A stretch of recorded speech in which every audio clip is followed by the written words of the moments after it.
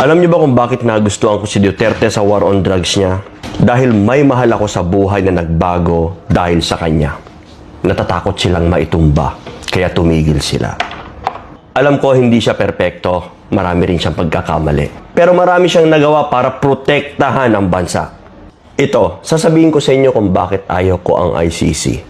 Alam niyo ba na ang ICC ay karamihan sa mga country sa kanila ay nilegalize ang paggamit ng droga?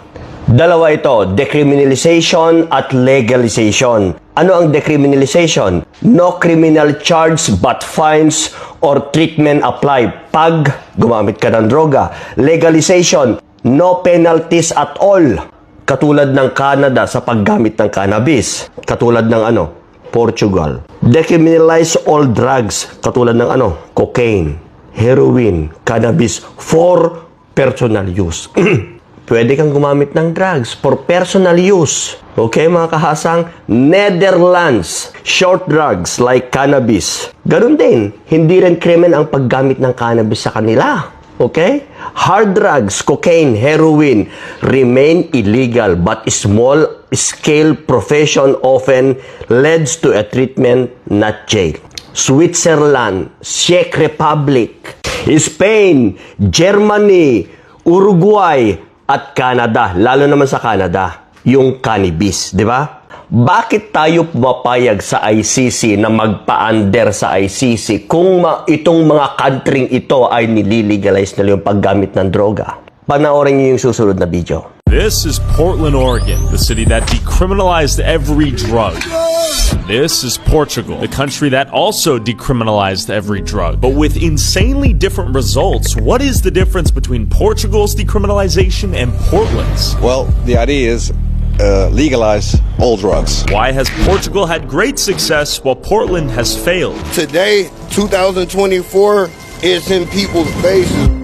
Over the last year, I've documented the deadliest drug in human history, fentanyl, infiltrate nearly every major city in America from Honolulu, Hawaii, to Anchorage, Alaska, to Kensington, Philadelphia, with drug overdose becoming the #1 cause of death for Americans under the age of 40 in 37 states. In the last 3 years, I've seen well over 200 people that I know personally die from fentanyl overdose. And it's almost everybody I know. Yeah, now your son is fucking ODing in high school, 100%. dead as shit, right? Is he alive right now? Potential overdose? What can be done to stop this overdose epidemic? In 2020, Oregon passed Measure 110, decriminalizing the use and possession of all drugs, hoping it would help drug addicts feel more comfortable seeking treatment rather than hiding their drug addiction in the shadows in fear of being incarcerated. But in 2024, drug use and possession has been recriminalized and will take effect this September, initially taking inspiration from the drug policy in Portugal, who claims to have solved their drug issues with decriminalization as a key part of their strategy, has made me wonder if there's something else Oregon's experiment was missing besides just decriminalizing drugs. Nearly 4 years after Oregonians voted to decriminalize hard drugs, the move has ignited controversy. All sides admit something isn't working. The question is, what now? Like, if you die in public, you should have to go to recovery. Like, What do you got for sale? MDMA? I tell you Droga. Drogas. Yeah, and make you lose your mind. Okay. So that is bad for health, man. Oh man, I'm talking about like, there's volcanic activity and stuff like that and earthquakes. Before I go to Amsterdam and Portugal to see what Oregon may have been missing and what the United States can learn, I went back to Portland to see what the locals and drug addicts think about recriminalizing the use and possession of these drugs. Let's talk to the public here, see what they think. As you can see right behind me, I don't like seeing people running around smoking their tinfoil and right here. Is this a common occurrence? every day. Incredible. I've been feel absolutely wonderful at all times, 150 times more comfortable. Got it. and I'm an old hippie, you know. We used to get stoned and everything like that, but we were respectful. People are doing it in a specific way where, like, look at that. Okay. It's getting to a point where it's like you can do whatever you want to do, but at the end of the day, we still over here working hard to get it.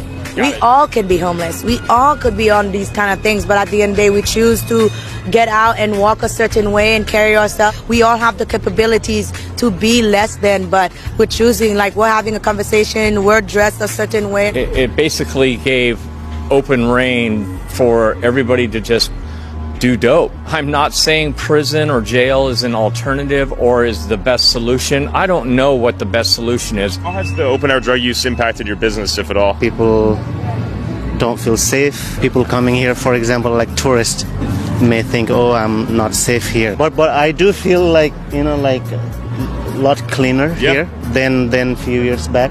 Like you would see feces on the ground. When did you notice that change, if at all? Since last year.